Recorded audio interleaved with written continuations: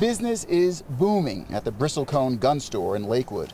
Now in its sixth year, Bristlecone had its best year ever in 2020 after posting a 65% increase in sales from the year before. Handguns, 9mm handguns. Jacqueline Clark, the store's co-owner, says the sharp uptick in sales began last March and has continued ever since. We attribute it to COVID and people's perception of a greater need for personal and home defense, so the social unrest. Bristlecone was by no means the only Colorado gun store that did a brisk business in 2020. Statewide last year, the Colorado Bureau of Investigation conducted more than 500,000 background checks for gun sales, almost all of which were approved.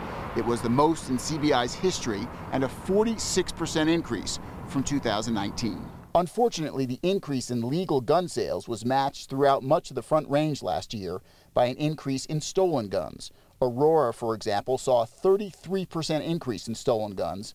Denver, a 37% increase. Our biggest concern is illegal guns. Denver Police Chief Paul Pazin says many of those stolen guns were then used to commit other, more violent crimes.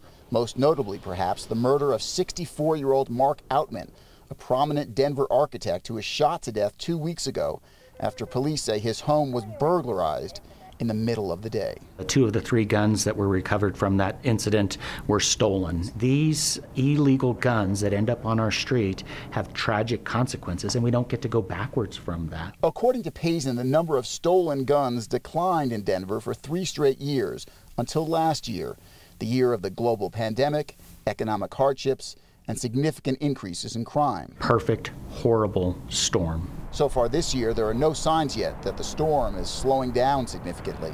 But Pazin is hoping that by properly securing their weapons, gun owners will help reduce the number of stolen guns that are flooding Denver's streets. We beg people, we ask people to be responsible gun owners. Matt Jablow, 9 News.